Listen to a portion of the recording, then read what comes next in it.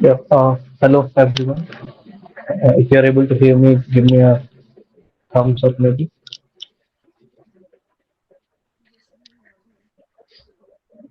Am I audible? No. Yes. Yes, sir. Okay. We'll start off the session. So this session is particularly about week 8. It is mostly about list, dictionary, and how the nested dictionary works, and also about side effects.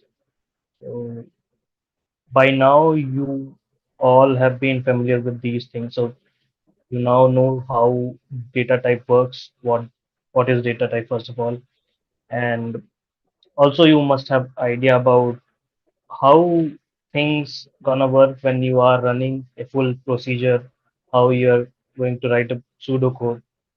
But one of the things which you might have seen that there are few things like side effects which are sometimes you want them, you want them to behave like exactly what they are doing, but sometimes it is not that a really great thing to happen to your data set. So you want your data set to be clean, it should be stay as it should have been in the starting, but sometimes what happens that it doesn't behave like that.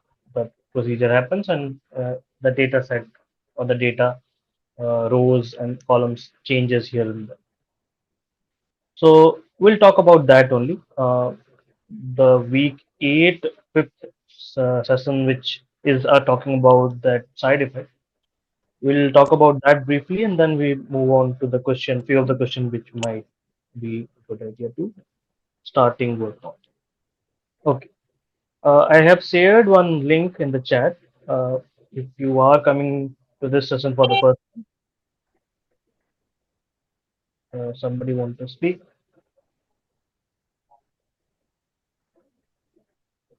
Okay. So as if you have been in my session, you might know that I use GitHub repo uh, to do the sessions. I have shared the link for that. Try to open that particular link and see the content written over there. So it is basically talking about side effects. Will you might have already seen these things, but yeah, it is about uh, dictionary and also this is a little different from what you have seen already. How many of you have watched the week 8 content till now? Give me a thumbs up or Sir, any. I all. Okay, but then it's good. So you might have already understood how the behavior of dictionary is happening and also the side effects. We'll deal with that in this session. I'll share my screen and talk about those things today.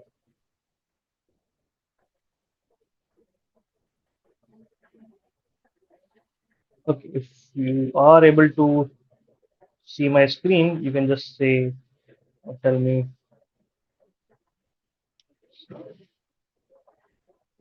Yeah, are you able to see my screen? Yes, no, Yes, sir. Are no, visible and audible better. no. Good.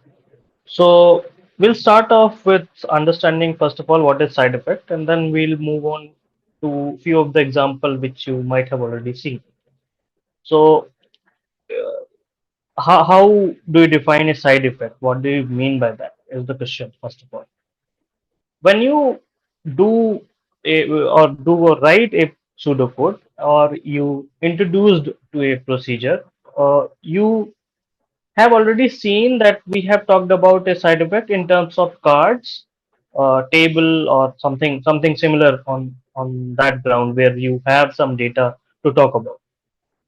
So what happens is a side effect might occur uh, when we pass a data structure, let's say a full data structure in terms of table, or it can be a pile of cards or stack of cards. It depends on what data structure you're giving.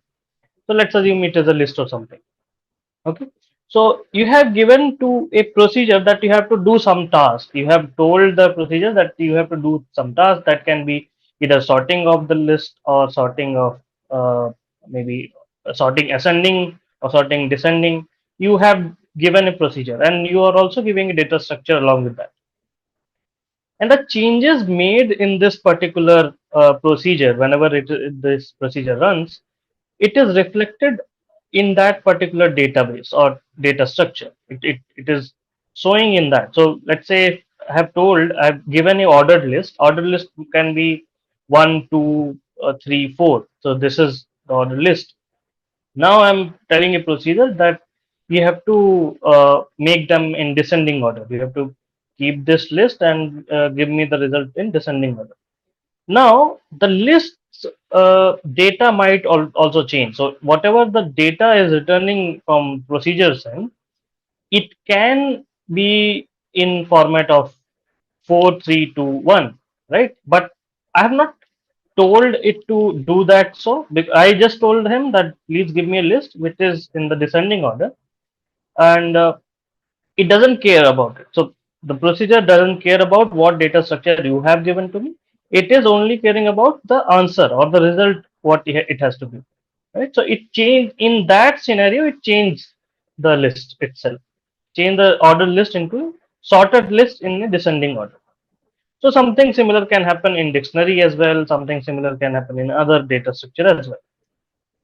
Now, so what can we do if we don't want our list to be behaving or misbehaving in such manner? So I don't want my list to be uh, becoming an unordered list. Whatever I have given, it should remain the same. Something like that we want. So one of the examples which we can take here is finding a duplicate in two list. Okay, so duplicate means you are checking for, let's say, uh, you have one in both the list, two in both the list, or three in both the list, and you are comparing that and checking for it, right? So you can write a pseudocode for this. So the basic approach would be you run a nested loop. Nested loop, you might know already that you write a pseudocode where you have uh, two for loop happening in first in one list and then on the other list. So something similar it is written here also. So they are calling it, the name of the procedure or pseudocode is overlap. So I'm giving list one and list two, both of them to this overlap as a parameter. Then I'm creating a new list. So overlap is the name of the list. It is created here. Then I'm running a for each loop in L1. L1 is the first list which we have given. For each x in L1, whatever is there in the L1 list, I will be checking for it. And then I'm telling that also check for y or any other value in the L2. So I'm checking like that.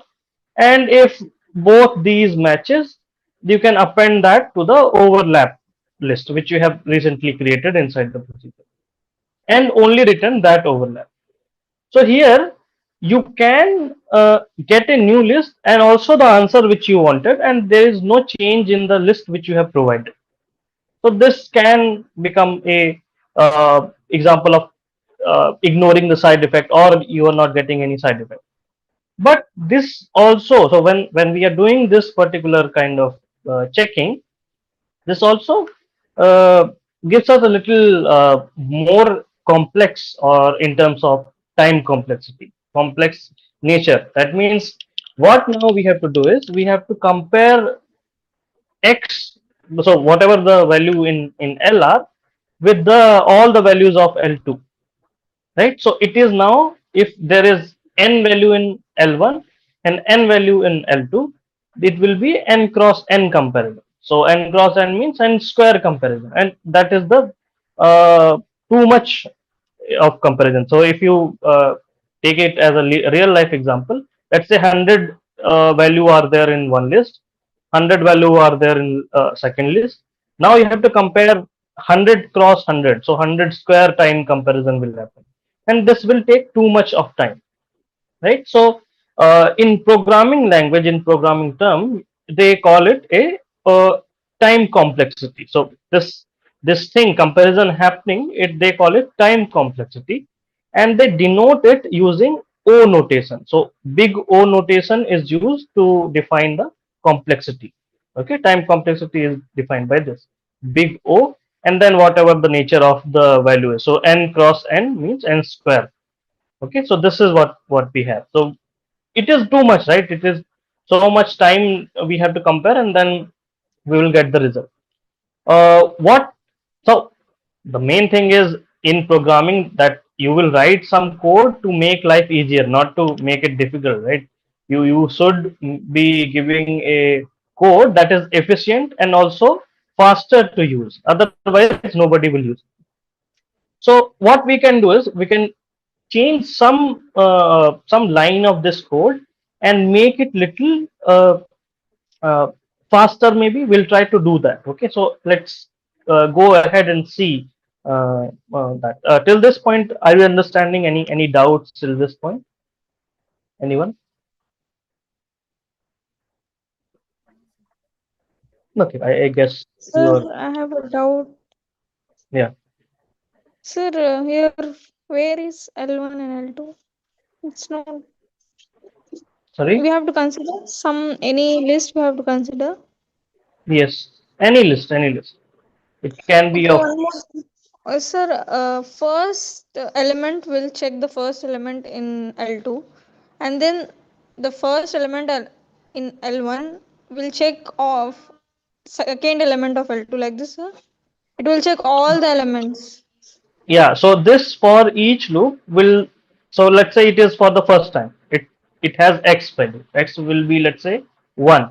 Now this x will check for all the value in L2. So 1, 2, 3, 4, whatever value. It will check all of them, and then the comparison will end, and then again it comes back to this x, that is, let's say, second value of L1.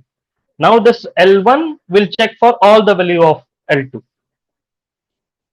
Okay, Okay. so it Uh, is one by one Sir, comparing all of them. here we side effects is there, sir. One by one, the elements is getting deleted. No, it is not deleted. So there is no side effect because we are adding all the detail in a new list. There is no change in these L1 and L2. So though there is no side effect. But when we are creating this kind of scenario, it will take too much time to compare. So that is the case. So side effect will only happen when we are giving some data, let's say L1, L2, and we are changing something in these. So let's say I compare with Y, let's say I compare with X, and then there are many of the Ys. I will remove one of the values. If it is compared and let's say if it is matched, I will remove that value and remove it directly from L2. So that will be a side effect because now L2, what the original L2 was, now the value has been changed from it, and now there is one lesser value in L2. So that is side effect. Any Oh, change to the list which has been provided originally, that will considered as a side effect. so Currently, how the pseudocode will look for that case for the side effect? it so let's say if you are writing if x equal to y, then you can in next line you can write uh, you can remove y from L2. You can write in the next line in the if condition. So you can change this code like that. You Okay, can okay, remove it fine. from the list itself. Right now you are appending it, right? So append means you have a list, you are adding this to this one, new list. You can remove also, it's fine for that. So So if our you Y is the new list, no sir? Our Y is the new list without altering the original list. y is not the new list, this overlap is the new list. Y is the value of list 2. Yes, sir, the values what exactly should be in the overlap. Those are Y. It depends. So let's say if first value of L1 is 1 and first value of L2 is 1, then if both are 1, it will be the first value of overlap. So it will match. It will be x and y both. It should be both the values combining in both the list. Otherwise, it will not be added in the overlap list. It should be in both the list L1 and L2. Yes, got it. Sir, overlap is the name of the list. Yes, name of the list. Sir, why we have taken this? You can write anything. What is Yes, your sir. name? Sir need to show us. Yeah, so you can write your name also. It's up to you. It's fine. Yes, sir, but sometimes it defines the No, sometimes. no, no. So I'm not taking any data structure name. So you're not allowed to write any data structures name, but you can use any other. So data structure can be, you cannot write integer in some places. You cannot write int. So these are not allowed. But yeah, you can write any English word which you want as variable. Sir, but it is sir somewhat similar that we are going to do within the list, like. No, no, no. So this is overlap is not any keyword which you are referring to. There is no keyword like overlap. Overlap is a normal word. You can just change it if you want. It's fine. Lap. You can write lap also. It's fine. Yes. Name of that variable is overlap because it is overlapping. So L1 and L2 both are having the same value. That's why overlap. Yes, sir. I was asking for that. Okay. So Sir means let's move it on. means sir if the both values are same. Yes. Yes. So it should be like that. Otherwise, we won't add it. So the main scenario was we have to find a duplicate in the list, right? So duplicate would be overlapping in both the lists. That's why we are combining it together and adding in the single list. Yes.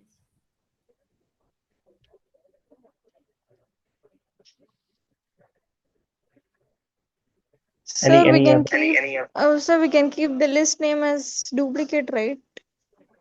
Yeah, it's fine. Duplicate, duplicates, anything. Okay, sir. Thank you. So this duplicate is one of the keyword in SQL, I guess, SQL query language. I'm not sure correctly, but yeah, duplicate is there in some of the keyword. So you have to be mindful about that specific programming language where you're writing it. So Python don't have, I guess, duplicate, but any other language, if you are checking for, you have to check if that is the key value or not.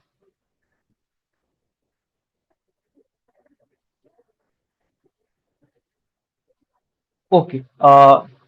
Let's move on ahead from there. So right now it is taking n cross n complexity. So after this, we'll try to optimize this scenario.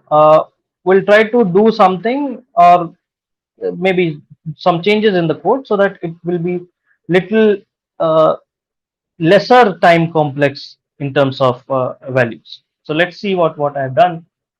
Uh, so optimized approach for sorted list. So let's assume it is a sorted list which we are getting. So if the lists are sorted, we can optimize the this particular pseudocode or procedure significantly. Okay. We are taking the example of 1, 2, 3, 1, 2, 6, 8, 9, and 2, 5, 8, 11. So we have uh, 2 as common and 8 as common in both the lists. So we have to find out it easily. Okay.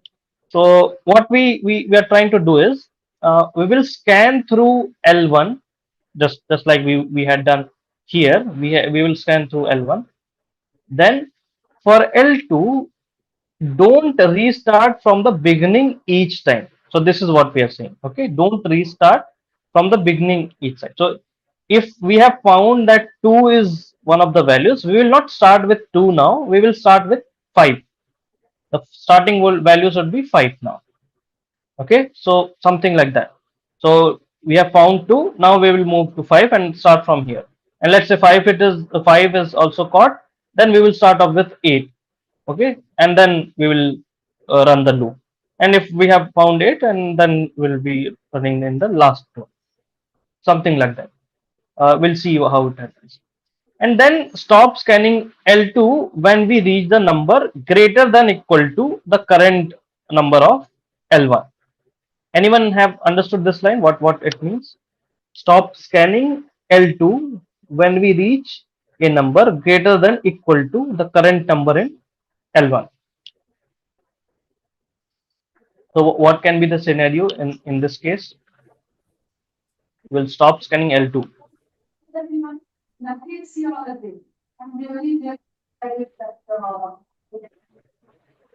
Your voice is not clear.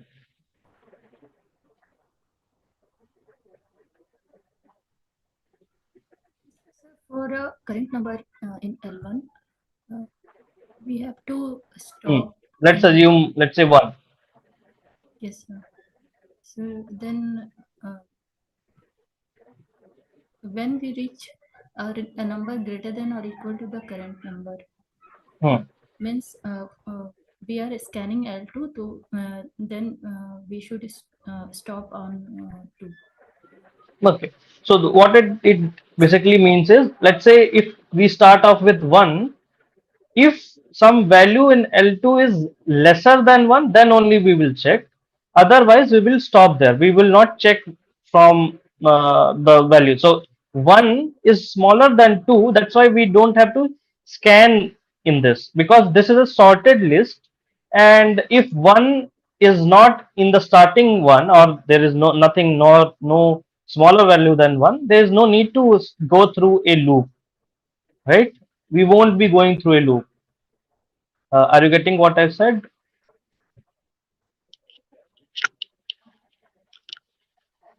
Yes, no? So we will not go in the loop because Yes, value. yes. So the thing is, let's say this one we are starting off with. Now we have to run a for loop. We start off with this first value. We see that 2 is greater than 1. Now we also know that this L2 is a sorted list, right? That means there won't be any equal value to 1, because after 2 there cannot be 1 or 2 or 3 or something, so 1 cannot be there. It is not possible to have 1 in a sorted list, right, after 2. Yes. So there is no need to run a for loop here. Then in We this will case, what will happen to the values of values which are, I mean, that greater than or equal to L1? For example, if L1 is less than 2, as per the scanning, we are starting from a higher value. Then what happened to the value of 1 in our duplicate list? Our motto is to make a duplicate list to not to take the side effect of L1 and L2. What happened to the one we value will one? not change anything, we will just not run a for loop. That is the thing. So we will not change anything in any of the list. We will just not run a loop. There is no need. We in a common sense, you will not run a loop where you know already that there is nothing to be matched now, right? You already have an idea this is a sorted list. There is no point of running a loop, because there is no smaller number than 1 now. So that for loop can not, so it will save your time, it will not go ahead. About the duplicate one, so we will create a list that will store the duplicates, but here it won't. It one is not that. One is not the correct one to be added. So it is okay. Still, I have given you the correct answer, or the question was different. Yeah, to some extent, sir. But my question is, we are making a duplicate to Hmm. avoid the side effect. To make a duplicate, I mean that not to disturb the original list. We are Hmm. making the Hmm. duplicate. That is our Hmm. intention and that is our We, motto. When we are when you making are that, saying, then what no, happens? no, so wait. So when you are saying duplicate, that means we are creating a list, duplicate list, List. right? Correct, correct, Yeah, sir. So the yeah. Now, list should be the I mean that the same values which has to be reciprocate over here from the original list. Am I right, sir? Uh, but that list is different. That is this one. So it is empty list. We don't have to reciprocate. This is just a list where we will add a number that is common in both the list. Okay, common ones. Okay, okay. Yes, common, only common ones. Yeah, got it. Okay. Okay, and the last line of this strategy is resume from where we left off from the next element. So this is what it means. So one is not there. So let's start off with second one. So we'll start off with second, try to match this. It matches. Then if it is matching, then we will stop there also, right? There is no need to go ahead with that. Or we can go ahead and try to do that. It's up to the coding part. So let's say if you have two tools there, you can also go ahead with that if you want. It's up to your code. Okay. So let's try to see what changes I have made in the code and now how the code looks like. So we have this particular code. Okay. So let's see what we have done. You can see a for each loop here, and now we don't have another for each loop. We have replaced it by a while loop. Okay, so this is what it is doing. So it has changed a loop from for each to a while loop. Now two changes are also there. So I'm not doing any in this code. I'm not doing any extra variable. I'm not creating any extra variable which will check anything. But here, what I'm saying is, let's start off with this one. This is a list. Fine. Then after that, I'm running a for each loop in L1. Inside that, I'm creating a variable called y equal to first L2. Now, in the previous session, if you have attended, I told you that first will get the value of L2. That is first means this one. So this will give you a value of L2, first value. So it will store in Y. Okay. Then after that, I will compare this Y with the value of X. So how will the comparison happen? That I will say if Y is lesser than X, so that means 2 is lesser than X, then do something. Because Y is 2 and X is 1, it is not lesser than, right? So 2 is not lesser than 1. So I will do nothing. I will move ahead. I will move ahead and check if X and Y are equal. If they are not, I will do nothing. So this is how I'm not running a loop itself for a value that is not of my use. Have you understood this part? What I said? We were checking for the first value of L1.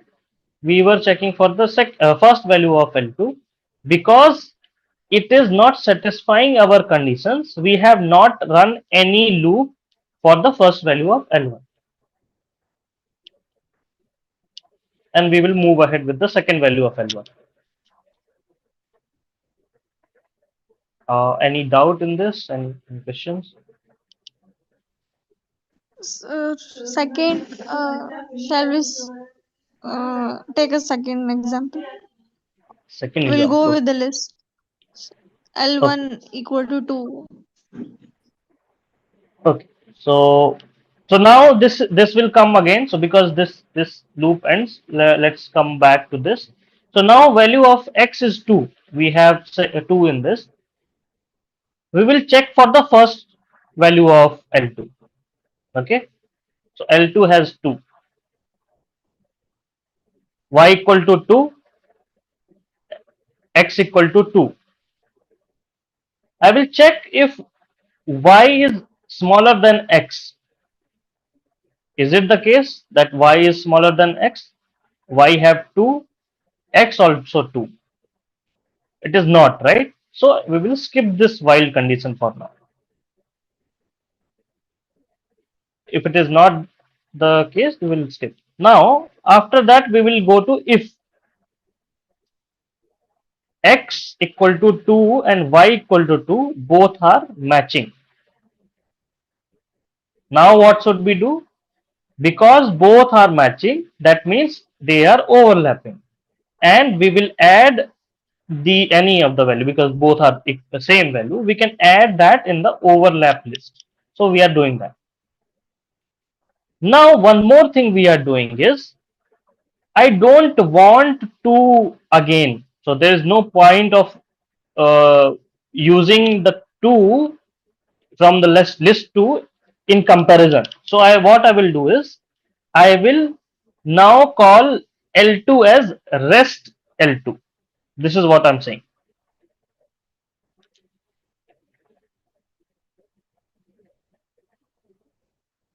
Yes, sir. Got it, sir.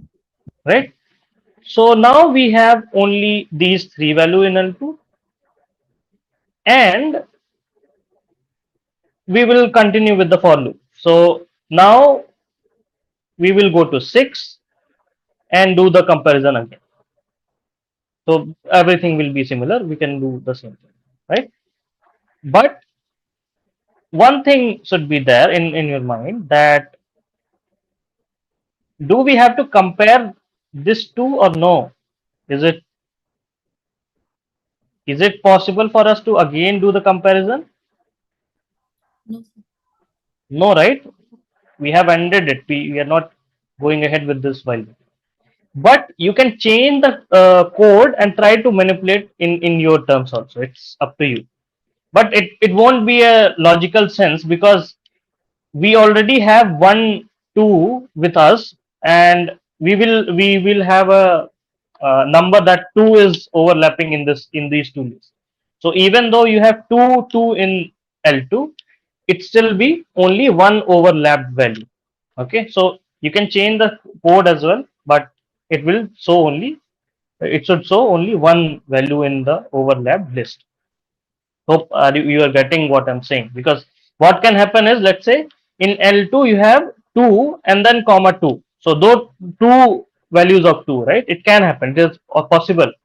But there is no point of running a loop again for the same value because we have already found it inside our overlap condition. Okay. So if you are understanding, fine. Otherwise, you can just ignore these sentences, what I've said.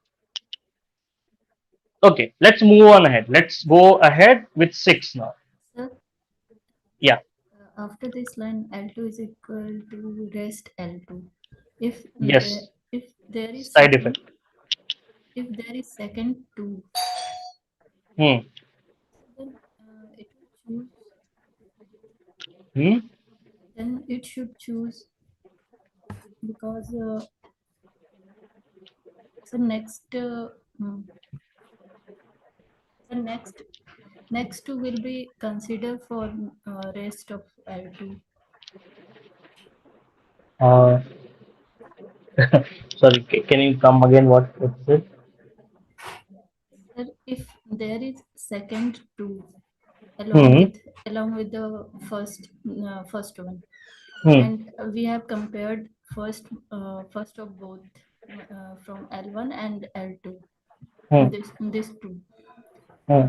and sir, it will since both are same, then it will be added to this list overlap within this list. Yeah. What will happen is, let's say it has one more 2 and value is 6.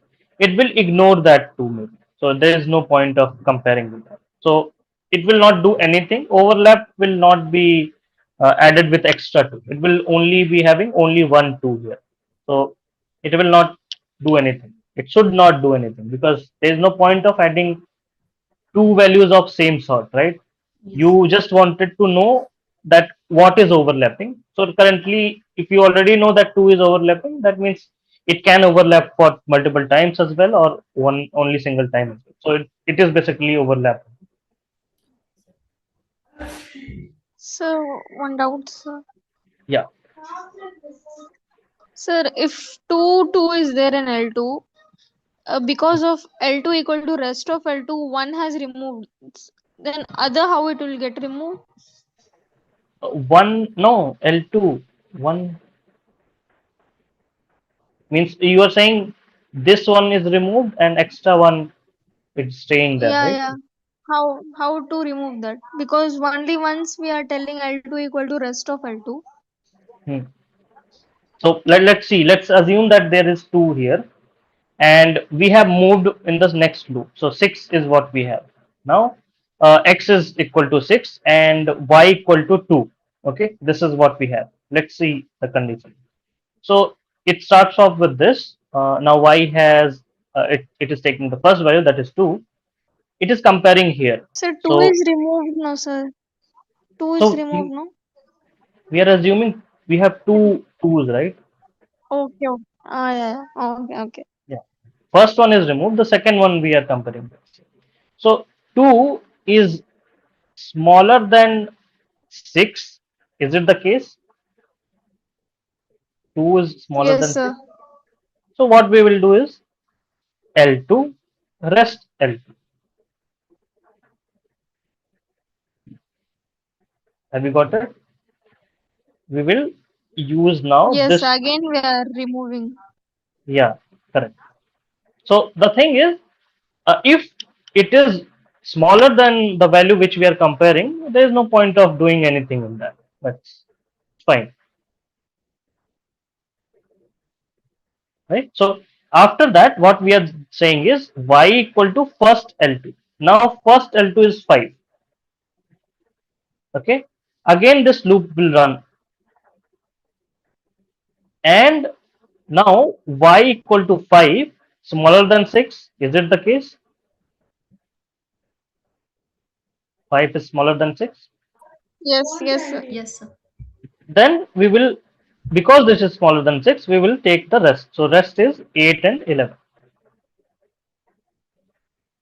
Now this while condition will stop there, because there is no, so y will be 8. 8 is smaller than 6. No, it isn't the case. So we will move ahead while stop, and then we'll compare x equal to y. So that means just checking 6 equal to 8.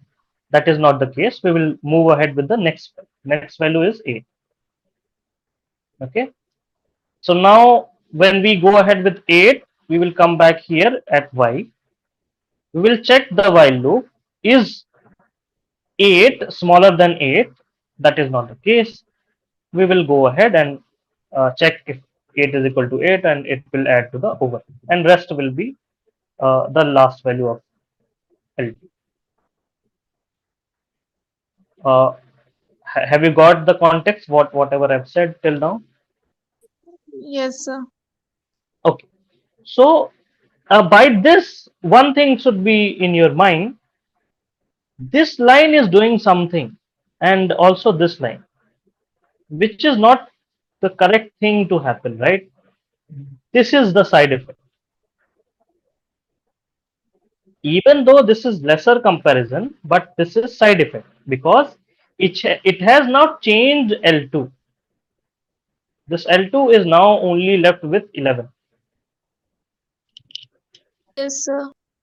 right? So this is what we don't want. But yeah, this has significantly reduced the number of comparison. So what the comparison now is happening is n plus n. So n plus n comparison you can understand from this. It is just n with n values. It is comparing not n cross n, it is just n plus n. And in programming languages, if it is a summation, it will just consider the first n. So that is only n.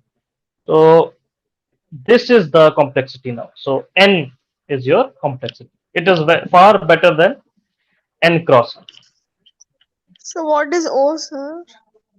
It is a notation for complexity, time complexity. Big O notation it is called. When you go to programming languages and all, they will tell you so how much time it is taking. So they will tell you in big O notation that this is approximately they will take this amount of time to do the task.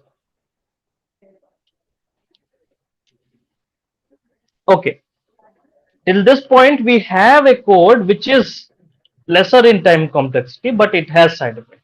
We have to do some changes to this code so that it can be uh, a correct code without side effect in terms of time complexity, and it will be a good idea to do that.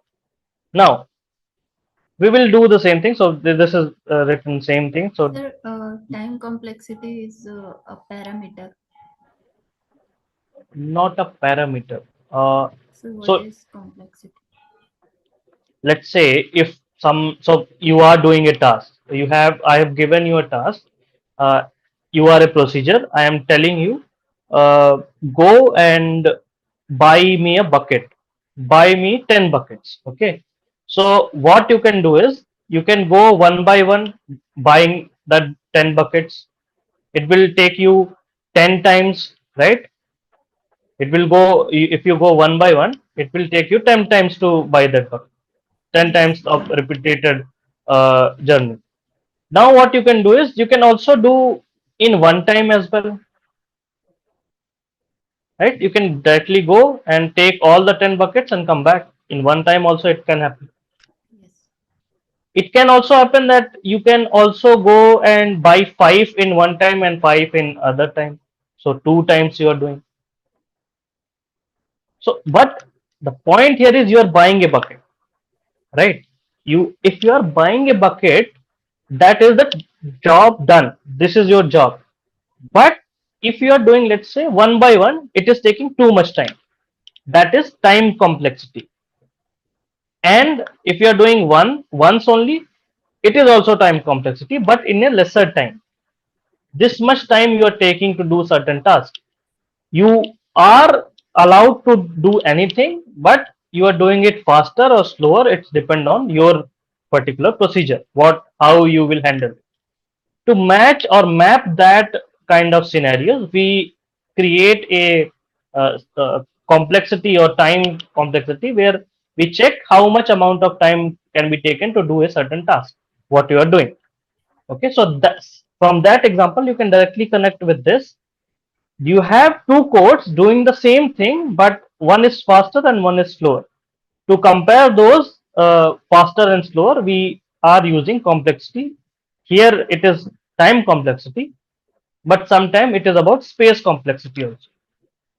Okay, space complexity would be you only have a bike where you can only store two buckets, and it will be possible you have a tempo where you can store all the 10 buckets. That is understood as space complexity. So you have only certain amount of time to do a certain task.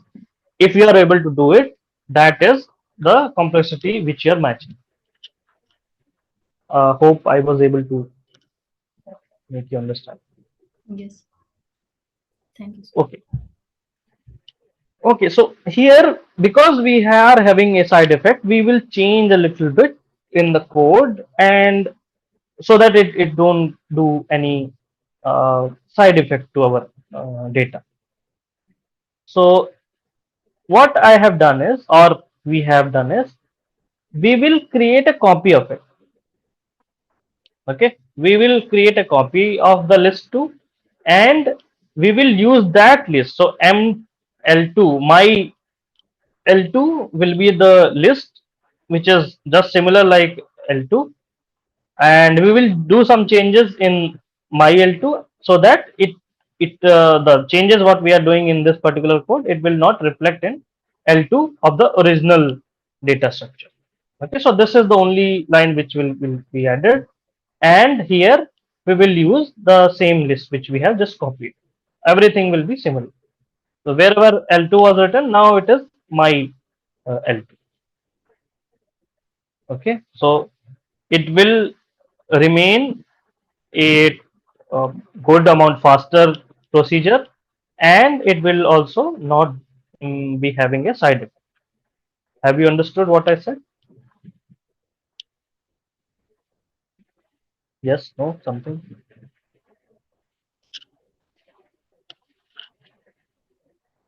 Yes, sir. Understood, sir. Right? So this is one of the ways which you can use and try to remove the side effect. There are few other example in terms of dictionary as well. It will be a little easier example to explain. So here the example is about removing a key from a dictionary. Okay, so you know dictionary, right? You have a data structure called dictionary where you store a key value pair, right? So now what is the question here is, or the demand is, you have to remove a key. How can you do that? So one of the ways would be, sometimes a side effect is intended behavior. It will be a behavior which can happen. That means if you are removing something, you are saying that remove it, right? If you are saying remove, that means there will be changes in the dictionary. The data structure which you have given, there should be a change in the dictionary to remove that particular key. So you are asking for a side effect here. Are you getting it? What I'm saying? So you want a side effect to happen so that you can remove a key from the dictionary. Are you getting it? Yes, no? Someone? Yes, sir. Understood. Yeah. So let's do that. Let's do a in place update. So this is what it is saying, in place update. What that mean? You have a remove key function or procedure which is taking D as dictionary, and you have a K. Whatever the key needs to be removed, it is called as K. I am creating a new dictionary called my D, and then you have a curly braces here. I will run a for each loop inside this particular dictionary which is given to us. Check for the keys. If key not equal to k, I will keep that key here. Okay, so I will create this new dictionary. I will add all those keys which are not this key. Okay, so I will only check for this with all the keys, and I will add it to the new dictionary. And then at the end, when we are done, if we have got it, this D will be having only that key which needs to be removed. Okay, that is the only left one. Now what I will do is, I will just replace this D with my capital D which we have created, and it will update the dictionary. It will remove the key from dictionary. This is one of the ways, but it has a side effect. So in terms of side effect, uh, it is changing the dictionary which was given to us. But it was bound to happen because we had to remove something. Now without side effect also it can happen. Anyone can guess how can it happen to change this code so that there is no side effect? Anyone can try, maybe. Any guesses? Sir, I have doubts, sir. Yeah, what doubts? Sir, please explain this second last line. My D of key equal to D of key. Yes. That line. Please So this explain. line is saying, because you have this key here, right? We're checking for all the keys from the dictionary provided to us. You know that, right? You have an idea about those keys. Yes, Yes, no? sir. Yes, Yeah. yes, sir. Now you have that key with you. Now what you can do is, if this key doesn't matches with the removing key, this one K, you can create that key here in this new dictionary. You can do that, Okay, we are right? adding it. Yeah. So we are creating that key, and here I'm adding the value of that key. This D key is giving you the value of it. So I'm adding it here in the new dictionary. You have added the key here by using this line, and if you are using this, you have to have a value of that key, right? So I'm using this particular value to add it here. It will create a key value pair in this particular dictionary. Here Okay, I'm sir. D creating of a, key is the value. yeah. So here I'm creating the key for new dictionary, and this is the value which we are adding. Okay, sir. Yes. Understood. Right. Okay. So yeah, any guesses what should I change in this so that there is no side effect? You can see the answer here, but yeah, that's what should I do? We could store another dictionary and we could copy all the key and value pairs of D and then Hmm. iterate throughout it. Yeah, so you can create a new one. So this is what we are doing. What you will change so that there is no side effect in the original dictionary in this code. What you will change? We What can you, create a copy of T. Return. yeah. Hmm. So this code is obviously creating the copy. The person who said return, yes, we will just return it. So something like this. I will do everything same as this one, but this time I will not replace or update this particular original dictionary. I will just return the new dictionary which you have created. There is no need to modify the original. So it will be without side effect. So this can also be one of the example of how to remove side effect. Any doubts till this point?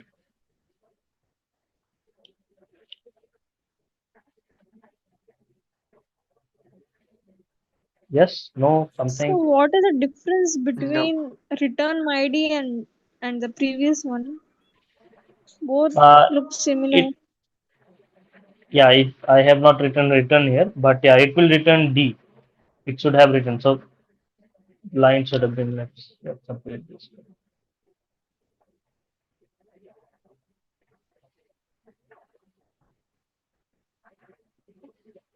It should have been like this.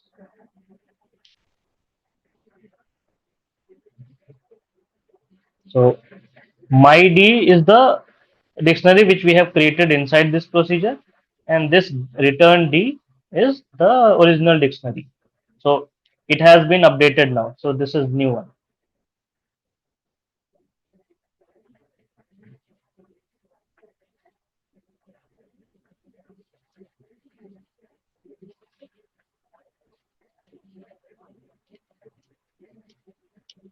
Okay, so I'll just commit the changes.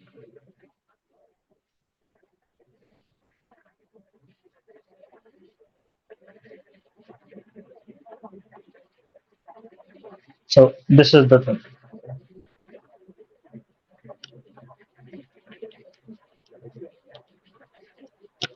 Any doubt?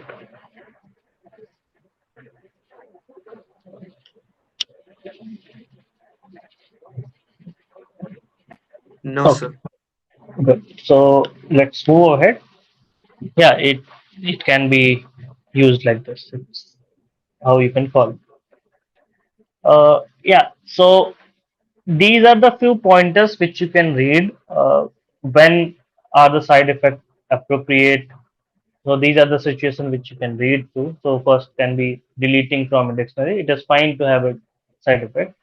While you are sorting a list, so sorting list means you have already have a ordered list. Now you have to sort in ascending or descending order. That is also okay, where you're okay with the side effect. Yeah, any other places where you are modifying the list given to you. So modifying means it can be deleting, it can be adding, or any modification you are doing, it can be considered okay, but it's still its fault will be as a side effect. So these are the practices, what best practices you can follow whenever you are writing a code.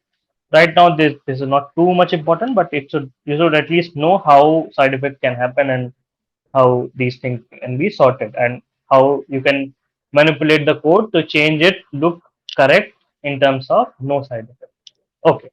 Till this point, these are the things which were there in the theoretical aspect of this particular week. Can anyone tell me, have you attended the previous session, the last day session, Friday? Anyone has attended? Yeah. Can you tell me what was covered in the previous session? Was the practice assignment covered?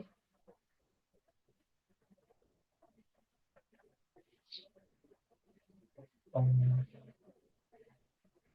Somebody has given me a thumbs up. Have you seen the previous session? No, nobody has attended the previous session.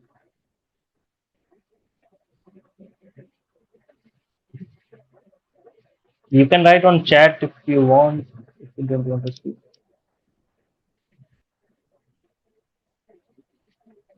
Okay, nice.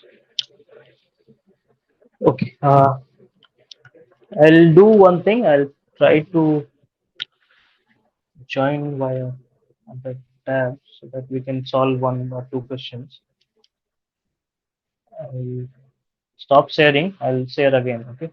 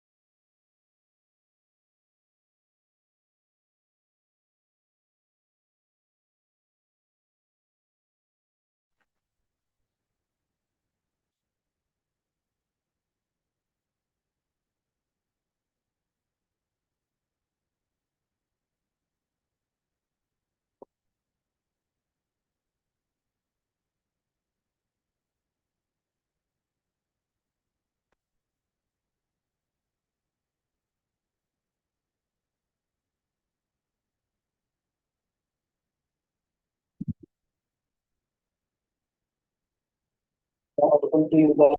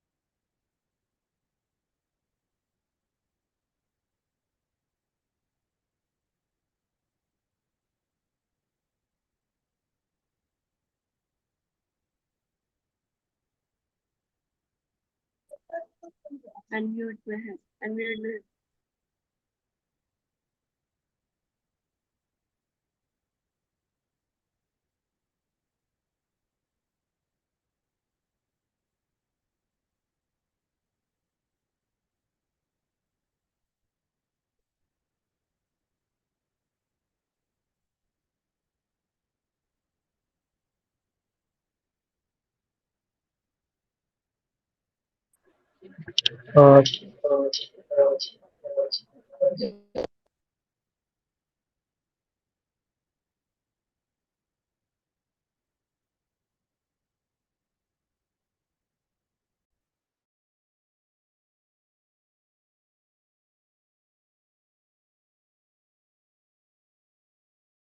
Yeah, I tried to join on other device. It is not allowing me. Give me a second. Maybe.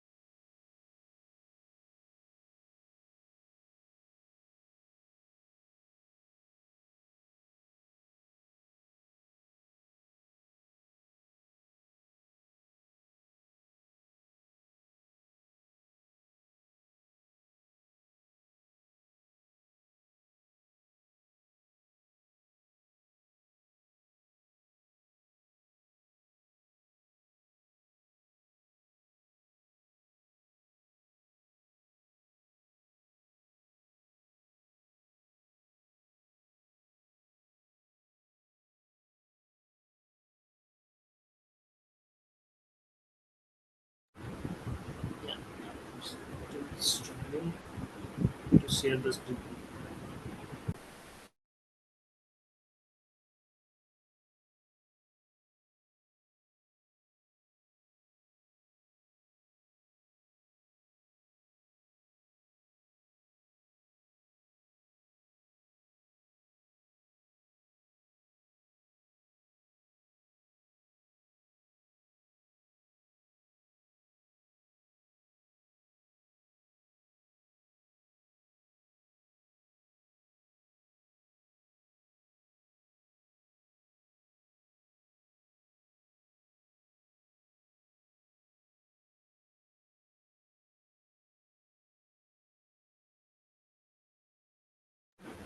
So, anyone of you have uh, done practice assignment questions?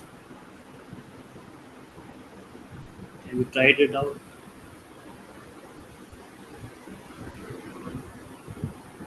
Allowed?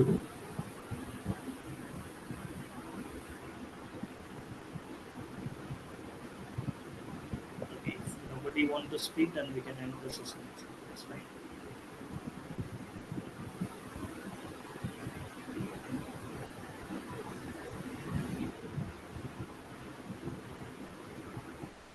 Hello, hello,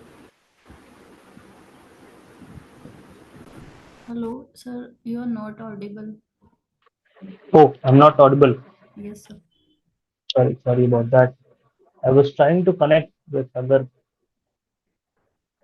device, but yeah, it's not working right now. So okay, yeah. So I was asking, have you guys tried?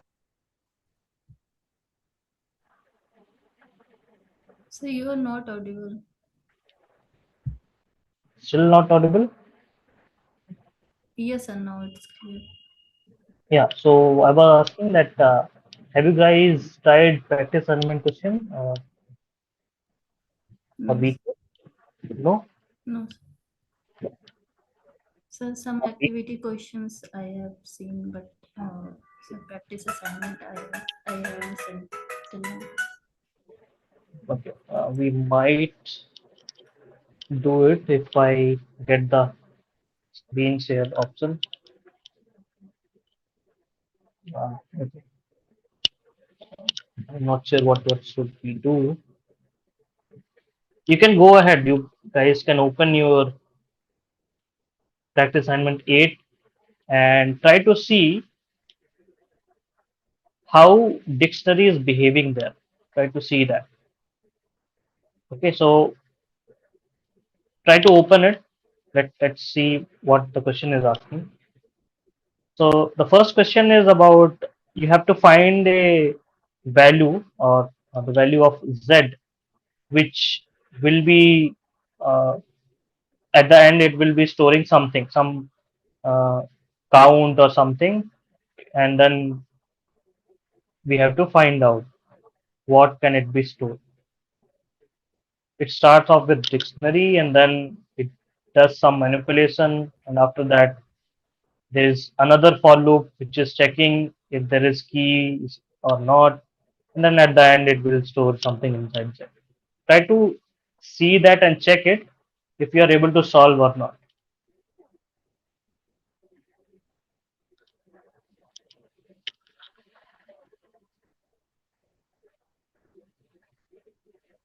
Sir, please explain it. Yeah, I can explain. I wanted to explain, but yeah, I don't have the screen share option right now.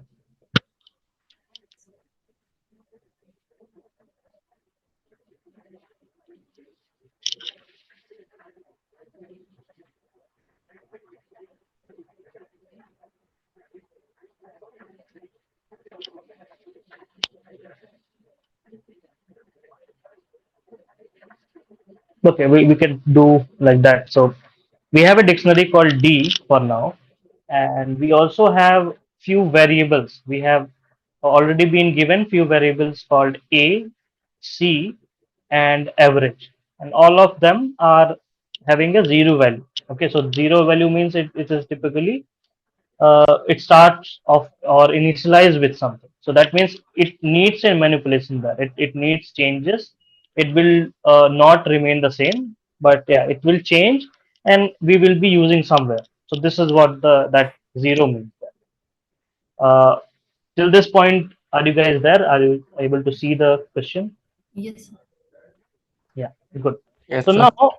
now after this we have two things. We can see the options first, or we can come back to the question afterwards. But this question looks little uh, straightforward for a sense of the word which says avj, that is average. That means we have to do something with average, and line number 16 is also saying something similar. So we are using a and c for this particular average value. So typically it means it is dealing with some average value, it is coming and comparing. So now let's see the options first. Okay, so in the option, if something is talking about average, that is what we need to do. So first option is saying we have to, so the option is saying number of students from cities with the average total marks. That means that average should be typically about total marks. This is what it means. We can assume by that option. And the other after that it says total marks of the city. Okay, so it is talking about city or town or city in from the student data set. So it is also saying is more than the average total mark of the data set. So that means we are talking about only averages and also about the student who are almost similar to the cities. And when you see the next option, it is also talking about the same thing, but it is less than, written as less than. So now we have to maybe compare the scenarios of Z or the total marks, total whatever the total average score we are getting. So something like that we can assume. Other option I don't think we need to check because we have got an idea what is there in the code. Till this point, are you getting the point what I'm saying? That how we can go ahead with this question? Yes, sir. Okay. Now, as we have already understood No, what sir. we want, yeah. No, no, sir. Sir, please repeat once again. No, Okay. So from the option, are you able to see that it is talking about averages of total marks and also talking about the cities? Is it clear for now? The options are talking about these two things: average of total marks and cities. yes, sir. Yes, sir. Yeah, so if this is clear, that means we will be able to answer it very fast. So this is basically, this is giving us a hint. We are talking about cities and we are also checking about total marks. So here when the question is asking about what Z will represent, you can now understand that it is it will surely will be getting some average of total marks. Okay, are you getting this point? Why I've said it will surely be getting average of total marks?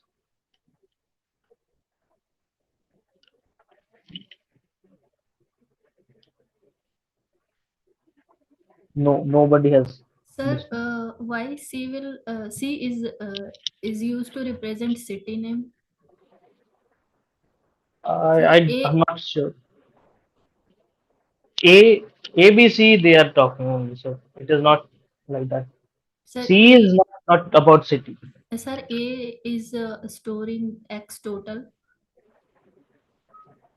Don't go there. We have not talked about it yet. Sir, Don't then worry too much about the variable right now. Worry only about the logic which we want. The worrying part is, have we understood that before starting off the code, before starting off reading the code, have we understood that what can be given to Z? Is it average total marks or not? This, if it is clear, then it will be easier for you to understand every line of the code. It will be very faster for you to understand.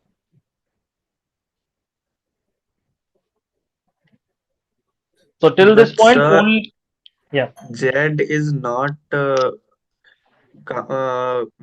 assigning to the average.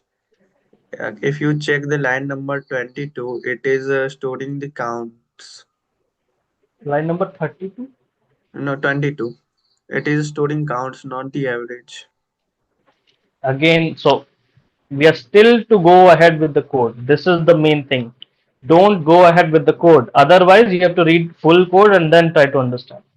I am talking about how to do it faster. So right now, when you see the options, are you able to understand it is talking about average of total marks or not? This is the only thing which we have discussed till now. Yes, sir, it is. Yeah. So till this point, we have a clear idea that it can be about average total marks and cities. This is what we know. Now we will start off with the code. When then one by one we will see the code and then we'll try to answer this question. Okay. First line, it is about a dictionary called D. We have initialized that. The second line is also initializing it. So initializing a variable called A, C, and average AVG. Okay, so this is that. After that, we have to run a while loop. So while loop, line number 3, it starts off at line number 3. It will end at line number 15. Okay, so this is the code which we have. Line number 3 to 15. So there is a while loop running over here. What it is saying is, table 1 has more rows. Okay, good. Now after that we will read first row X from table 1. Cool. Till this point everything is fine. After that what it is saying is, store, yeah, somebody want to speak? Okay. So it the line number 5, what it is saying is, store a value that is coming from X, that is X total.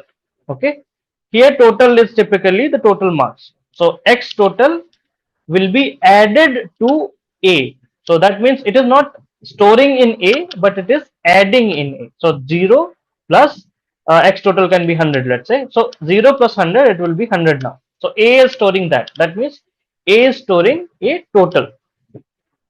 Okay. After the C is storing what? It will store a count of it. So count means one by one. So it can be a count of 30 at the end of full execution. It can be a possibility that, right? So A will store total marks one by one. That means it will store the summation of total marks, and C will store count one by one till the while loop is running. After that, if condition is checking something, so that something is about, do we have a key? Okay, it is asking as, is key dictionary D X dot town city. So town city is equal, so anything what you can call it. So is there a key in dictionary D named as X dot city? So X dot city, let's assume it is a city called Chennai. Okay, so Chennai is the city. So it is checking if there is a key called Chennai in dictionary D. So it shouldn't be the case for the first value at least, because it is D is an empty value, empty dictionary, right? So it will go ahead in this if condition. Now, when you go ahead with this if condition, you will have to create that particular key. So how will the key will be created? D Chennai, and then after that, inside the Chennai part, you will be having another key called as total, and in that total, you will be storing the total which you have. So total currently is 0 in this, because it is the first phase of it. You will add 0 plus the total which we have got for X value.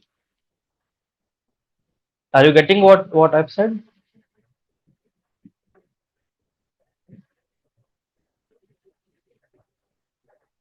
Yes, sir.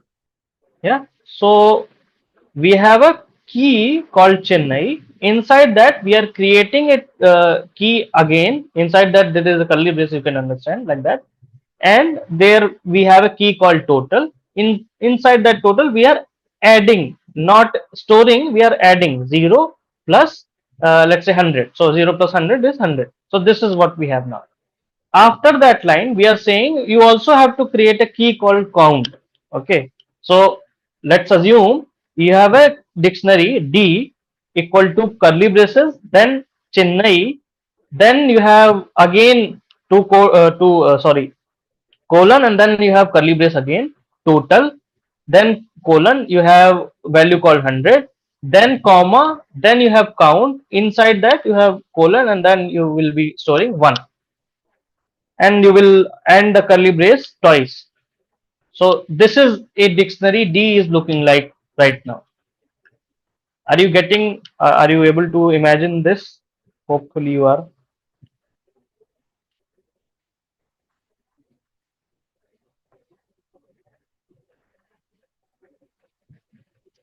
So Yes, sir.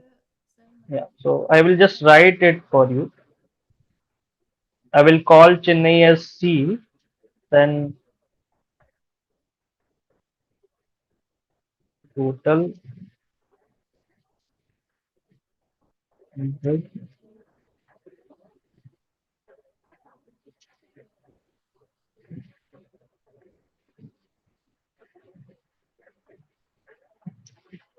So when you see this, something like this will happen, right? So you have a dictionary which has C. You can assume it as Chennai, and then inside that you have total 100 and count is 1.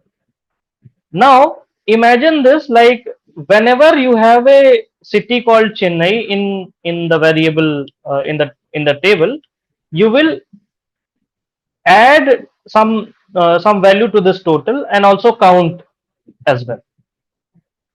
Okay, so let's say if you have three students from Chennai, so count will be 3 and total can be 300 if they have score of 100.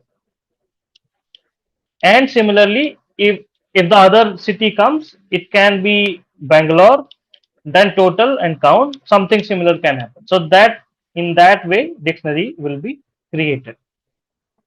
Have you got the context? Whatever I have said till now, you can check the chat for the dictionary. How to Yes, sir. Okay, so this will be the scenario. Now, for the else condition, whatever I've said, you will be just adding that total to that, or you're creating for the first time. So else will be done for the first time. If condition will be done for the later part. So these two conditions will be satisfying like that. In the while loop, any questions till this point? No, sir. Oh, I believe you have got the crux of it, and then we'll move from here. Now, at the end of this while loop, A will have the total marks. So let's say if you have 30 people, all the total are now added in A, and you have that value inside this A, line number 16. In this A, you have. Let's assume it is 800. Okay. Now, C will have the count of it. So if I said 8 people, that means 800 divided by 8. So average will be becoming as 100. So you have a 100 average, something like that, right? So this is the average of what? Average of what? Average of total marks in the full table or full scenario, whatever you have. Hello, sir. Sir, how will Sorry? In the respected city only, na? No, it is not about respective city. It is just a total average of all the values in the data set. This line number 16 is about that. We are not dealing Oh with, yeah, that yeah. So A and C are sir, not about cities. sir, how we Yeah, get to sorry. know that says count? You will be so one. So let's say if your while loop is running one by one for 30 times. Okay. So check the line number 6 you have. C equal to C plus 1. You are running your while loop 30 times. Okay. What will be the count at the 30th while loop? 30. Yes, sir, says good. Right? Yes, sir. So C will be 1 plus 1 plus 1 plus 1 plus something like that, right? It will be adding, keep on adding whenever this while loop is running. Yes, sir. And the A which we have in line number 5, it is adding the total marks, whatever the total marks are there in each of the cards or rows. Yes, sir. Okay, so line number 16 is average total marks of the full data set, you can say, data set or table, whatever. Yes, sir. Okay, till line number 16, we have a idea what average or AVJ and A and C are. Good. Now, after this, we are initializing Z equal to 0. So that is behaving like it is a 0 initialization. We will change something in this. Now, when we have a for each loop running over the dictionary which we have created just now, the dictionary which we have created is just like in the chat you can see. So we have city and inside that total and count are written over there. Now it is saying for each Sir, where? B Sir, where it is in written? in the chat, in this Zoom meeting chat.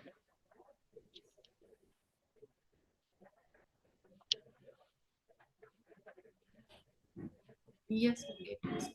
Yeah, so something like that is written over there, and other values, Chennai, Bangalore, or any other Salem and all, whatever you want that. So it is written like that. Now we have a dictionary which has that kind of key value pairs. Now it is asking for keys of D. That means it is asking for the cities, right? It is asking for those cities which are in the first place. So Chennai can be there, Bangalore can be there, Salem can be there, and any other value can be there, right? So B is our city. Now what we are saying, let's create in line number 20, let's create D and then B is your city, and then we are saying average. Create average for that city. By using what? You will be using city and then total, so it will give you a value can be just, if I use the chat's value, it is 100 and divided by the count also. So count, let's assume it is 3, so 100 by 3. Line number 20th I'm talking about. So 100 divided by 3, whatever the average comes, I will store inside this new uh, key called average for this city. Sir, B city name. Yeah, B is your city. So the now dictionary would look like something. I'll just write it in the chat.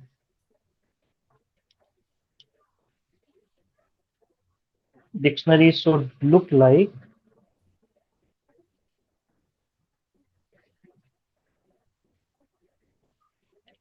let's assume, so count is 3. What should be the average then? If count is 3.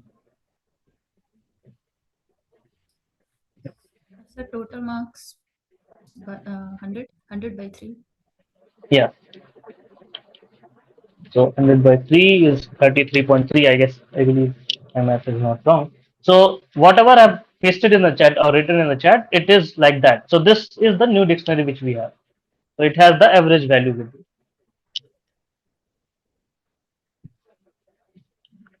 Uh, okay. Have you seen the chat? Just check the chat. Sir, Yeah. how we can understand the city name by the Keys. question? It is asking for keys. So these D dictionaries key are those first one, Yes. first value which you are seeing. Yes. Okay. Okay. So now we will add average in each city, and then after that we will check if the average is greater than the total marks average or not. Okay. If it is the case, then we will add the count, whatever the count is inside Z. So what it will add is Z will add a number of students. That means count inside that particular variable. So now let's check the option. The first option is saying number of students from cities with the average total marks of the city is more than total marks of the dataset. Line number 21. Is this the case? What this option is saying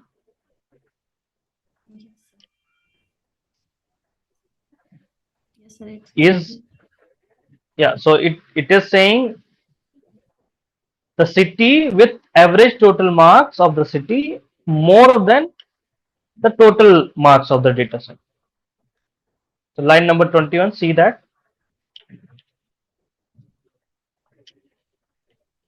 Yes, sir. right? So it will check if it is more than the total marks of the data set. So I guess first option looks like the correct one. The second is not correct because it is checking for lesser than, and the other two are not even closer to what we have just checked in this particular code. So it is saying number of cities with the average. So, but it is not the case. We are checking for the count. That means it is checking for the number of students count, which we have stored in the while loop while we were doing the task. Any confusion in this? Sir, we are checking for average total marks of city is more than average total marks of the data set. We are checking for this. Yeah. In line number 21, we are checking that, and we will store count of those students. How many numbers are there? How many Yes. students are having more average? Yes. And Yeah. Okay. So that's it. I guess this question is like that, and still I've not got the host right. sir, Oh, initially, sir, when you have start to explain this question, you directly you directly explain the line number 16 average of average is equal to a by c. From here, you are started. Then how we can get to know that we should go from. yeah. So it depends on the question basically. So when you have a multiple choice question, what I have done, I have also, I guess, in the starting of this course, I've told already that what I do is I first check if the options are closer to my set of scenario or not. So I check the options. Also check those value where we the code is initializing something or doing some uh, not so normal thing. So line number 16 is alone sitting there. I can see it is not inside while loop, not inside for each loop. It is just alone there. That means it is the key point of this particular code, right? So From that, I can assume that this is the case what I should be looking for in the options. If that matches to my understanding of the code, then I will, uh, before even going for the answer, I know the answer that this can be the answer. What I want. So this is my approach. It depends on your approach, what you want to go ahead with. For the next question, I will not directly jump into the this option because it it is about filling the code. I will first read the question itself, that what they want, and then I will go to the option because it is about only the options.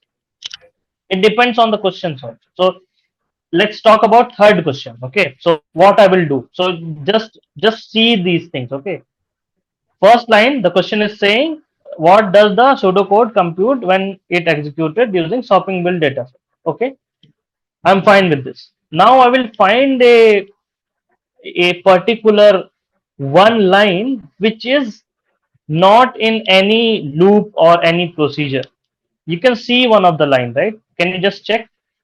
Can you tell me one line which is not inside any procedure or any uh, loop, but it looks important in question number three?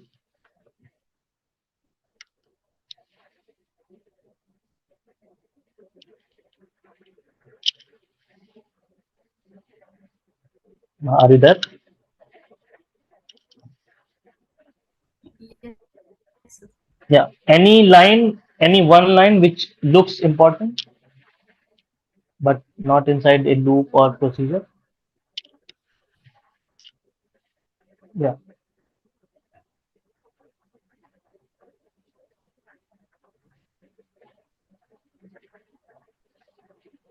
Sir, Just line guess number me. 9. Correct. Nice. So by reading that line number nine, you can see it is asking for get max key by key. By this line itself, you can understand what will happen, isn't it? It is talking about some max value, and you have to check key by key. And inside that, there is written BB. That means it is checking for the dictionary written in line number one. That means it will check for some max value key by key from dictionary called BB.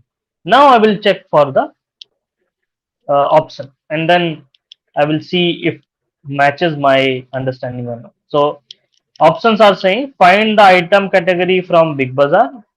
Do you think this is the correct one? Not sure. Then second option, top item. It can be. And third option is saying most frequent. It can be. And top item. So these three option looks more closer to my understanding of line number nine.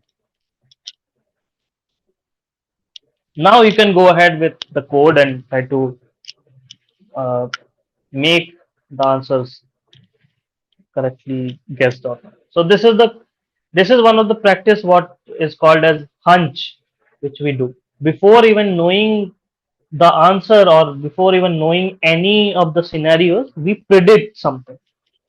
So it is the best hunch which you do in data science. This is one of the cases which you follow, that you first try to uh, predict something and then try to see that if it is matches with your hypothesis or not.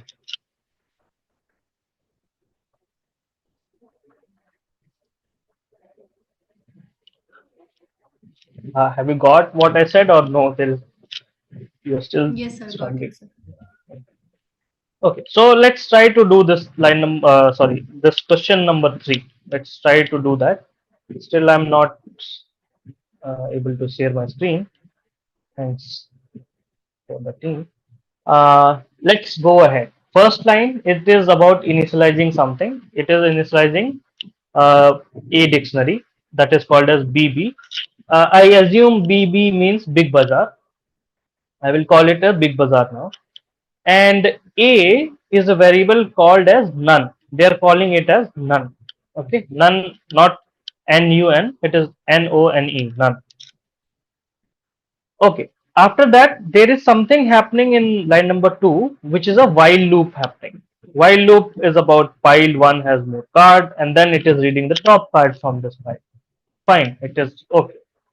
Then it is checking if the shop name is Big Bazaar or not. This is the only condition which they have. If the shop name is Big Bazaar or not. If it is Big Bazaar, then update the dictionary BB with the value or the items, whatever is listed in X inside that. So the key now is Big Bazaar, and then you will be adding based on the word or the value which X has inside that. So that is the key. Can anyone tell me how this Big Bazaar dictionary will look like, where it is updating something? Anyone guess maybe how it will look? Or can you tell me how we can check how it will look? Sir, item name or category maybe. Yeah, good. So the point here is they have, when it is written as update dictionary, they have created a procedure right after this while loop ends. So we have to go to line number 11 and check how this update dictionary works. So let's go ahead and see that. So we will go to line number 11, update dictionary, and D is particularly right now an empty dictionary called BB, and Y is the value which is coming from the pile 1, and you can call it as table 1 also. From that, now it will run a for each loop. For each A in Y dot item list, it will check if dictionary D has a category. This category is there or not. A dot category. If it is not there, create one, and then if it is now it is existing, then you will append on that. You will do 1 plus 1. Now, can anyone tell me how will be the dictionary will be looking like? Are you Dictionary understanding? stores The keys will some be item categories categories and and the its value will count. be the count. Okay. So, can anyone write in the chat how the dictionary will look like? Yeah, it will take few moments to write the dictionary how it looks like.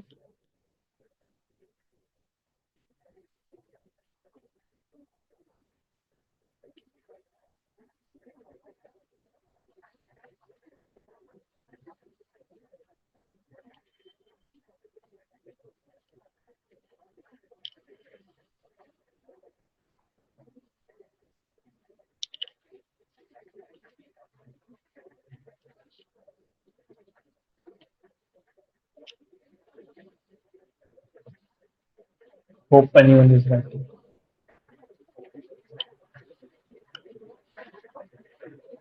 So we have a dictionary called DB. Then we are checking category. Then we are adding the count to it and updating the dictionary. Like that.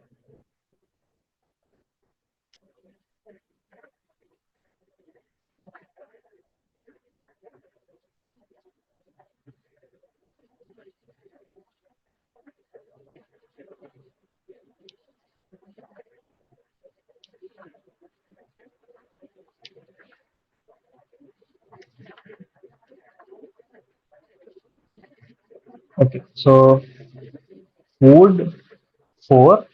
Yeah, it looks. Yeah, I also thought like that. Okay. Let's continue with this. Uh, we have a dictionary something like that, category and the count. Now after that, it will do for all the cards in the pile 1. Okay, we'll come back to line number 5. So it will do something similar, and it will create categories one by one, and it will do something. Okay, now what I'm saying in line number 9 is get max key by key from BB, because now BB is a dictionary which has category and the count. Now let's see what it means. So line number 23, get max key by key. A here is also none. B equal to 0, this is taking the dictionary which we have created just now. It will check for each key in D. So the category name would be the case, I guess. And then what it will check, if B is smaller than the count of that particular category. Are you getting it? So count of that particular category, and if it is the case, if 0 is greater than or lesser than 1, let's say, it will replace A by the category name and B by the count of it. Are you getting it?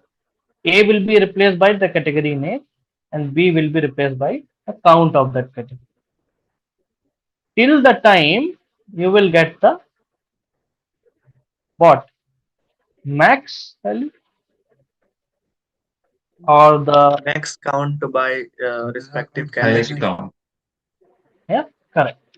So now let's see the options. Till this point, we have got something in our mind. Let's assume that we have got something correct. Let's see what it says. So it says first option we have neglected itself, so I ignore it. Now second option is saying find the top category, find the top category by item category count from Big Bazaar. Is this line correct to say?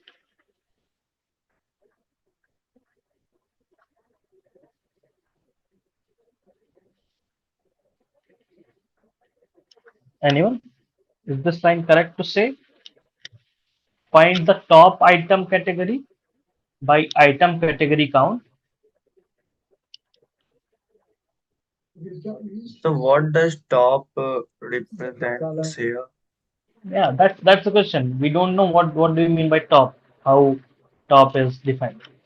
And the next line says find the most frequent item category from Big Brother. No, That is much more closer to our definition of max, right? Isn't it? Most frequent.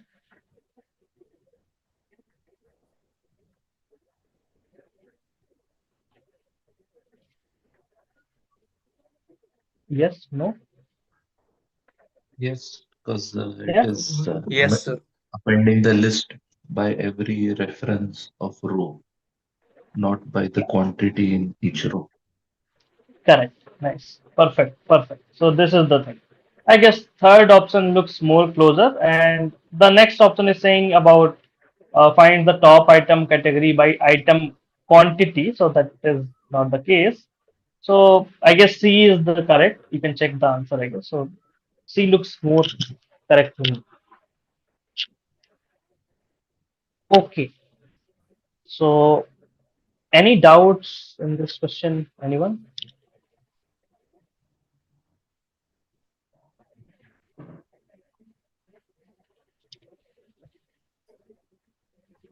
Look, I believe we have got the context. Good. Yeah, you have. If you want, if you have still have doubt, you can go to the solutions. I guess there are solutions. Yeah, in the starting you can get the solution. They are explaining why these options are correct and incorrect. This and that. Okay. Let's move on ahead and try to solve which question should we try. Fourth, I guess you will be able to do it. Let's try the second question, and yeah, hopefully it will be done in few minutes. Okay, so let's read this question first of all. What do you want from us in this?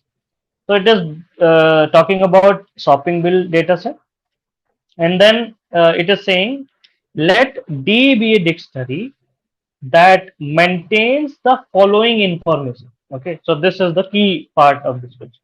What it maintains. It is saying the category of the item purchased by a customer. So this dictionary is storing that thing. So what it stores is category of the item purchased by a customer. Now you can imagine how it can be stored. So first of all, because this is an empty dictionary, you should assume that there is no key already there, right? You have to create a new key, right? And then because it is saying the category of item purchased by a customer, you have to also maintain a category uh, for that customer. So customer can be defined as maybe it can be an ID, it can be a name or something like that, right? So two keys you have to use. First one would be customer name, let's say, and because you have the option saying customer name, and then inside that you can also add a key called category. Okay, so till this point, are you getting what I've said? Dictionary is empty. That's why you have to create a key.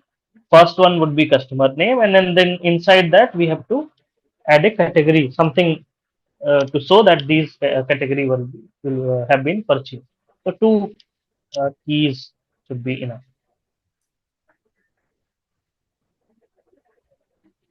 Are you getting it? Yes, sir. Yeah.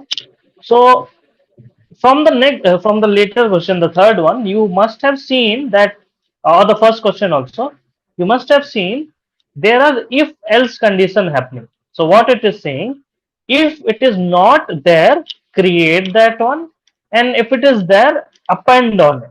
Something like that was happening. So you have to check for similar kind of pattern here also. So while loop is running and the middle code is not there. So let's see the options now. First option should be neglected from the instant it says for each loop, because you are not even checking anything. You're just assuming there is list and all. It is not even talking about category itself. So you can assume that this is not the correct option right now. Okay.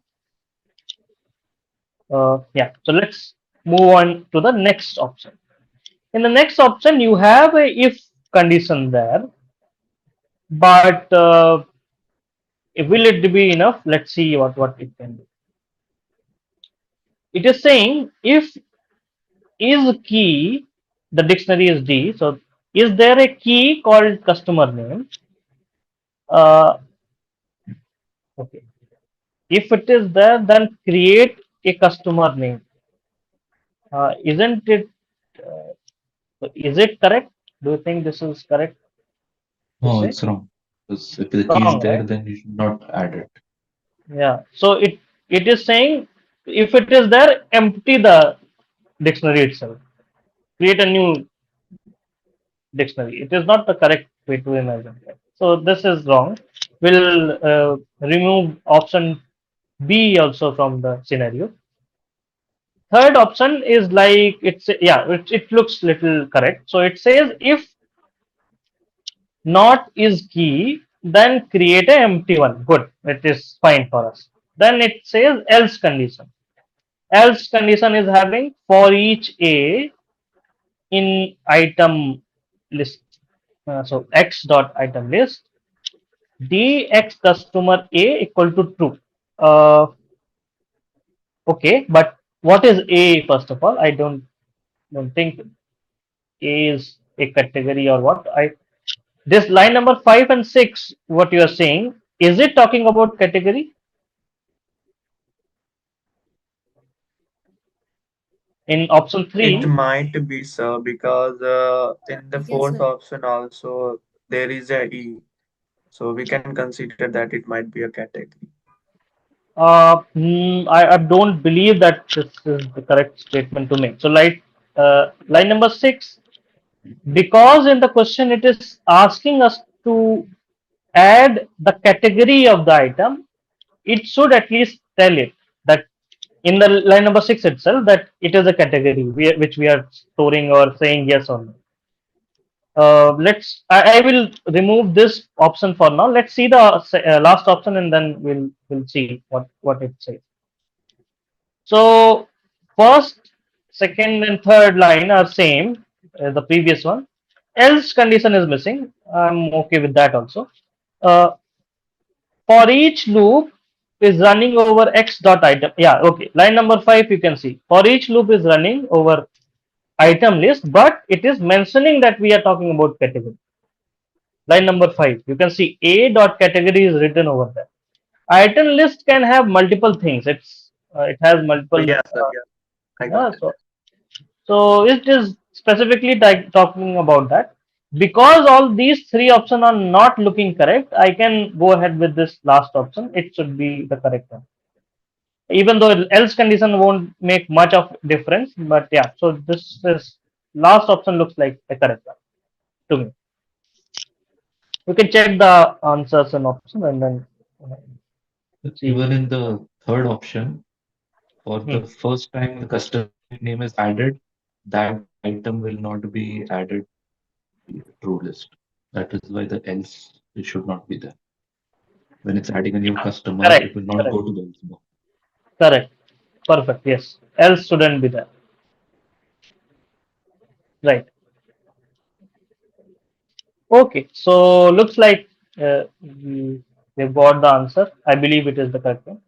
And after that, you may try the fourth one. It should be able to do it.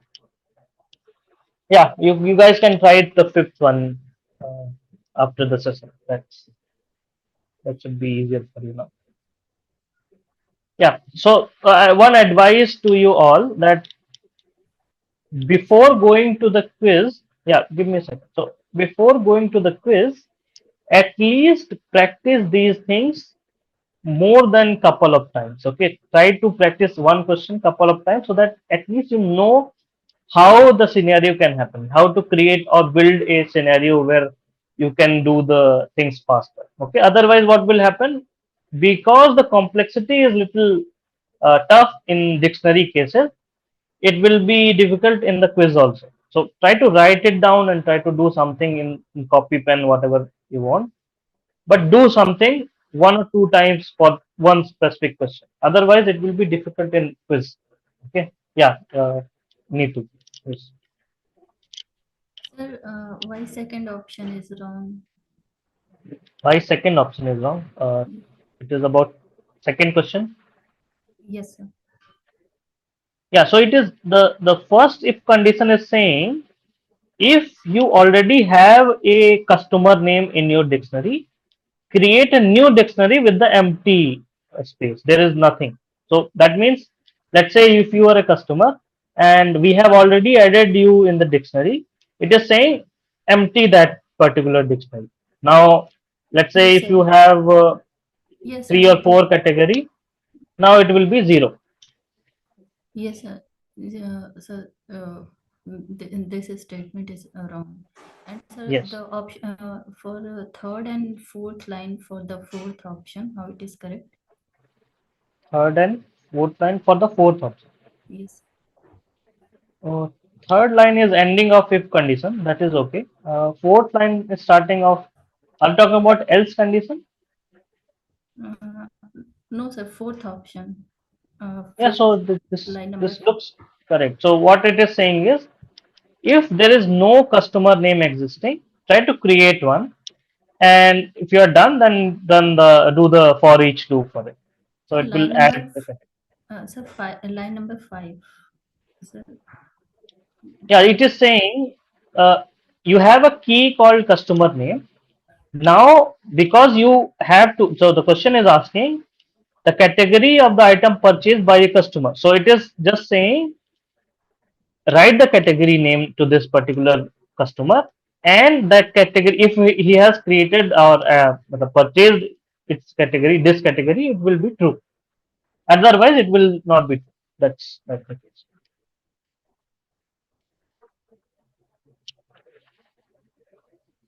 Are you getting it? It will only be true if this customer has purchased it. So that means, The let's say the if you the go to, category. yeah, This the customer has purchased the category name A. If the customer has category, no, purchased, okay, so let's do one thing. Uh, Anyone write in the chat how the dictionary will look like for customer called Neetu? Can anyone just write it?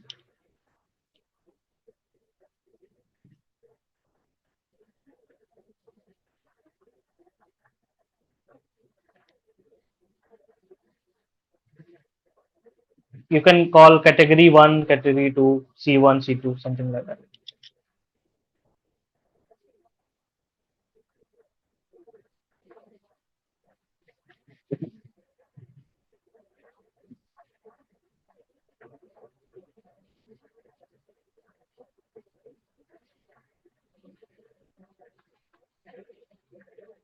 No one wants to write, or are you guys writing?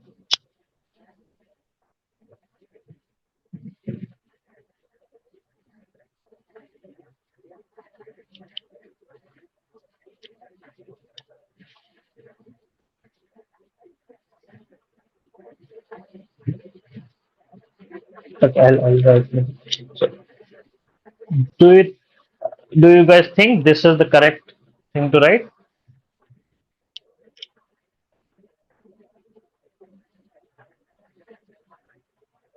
Neetu, can you just check the chat?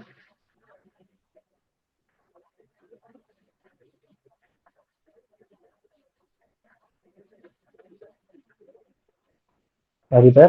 Yes, sir. Yeah. So Yes. this will look like that. So if customer name is Neetu and then he has purchased C has purchased C1, C2 category, it will be true. So this is what it the question is demanded, and it this for each loop will do the same. And for option C, it will not do that. It is just saying A. A can be category or any other value which is there in the shopping bill data set. Yes, sir. It is given in the question that we have to check for category. Okay. Okay. So try out the question number 5 and 4 and see if you are able to do it. And also for the quiz, try to practice more by writing the question on paper and all so that it will be familiar to you while doing the quiz. Okay. So that's it for today. Hope you do well and you have learned something new. Bye. Good night.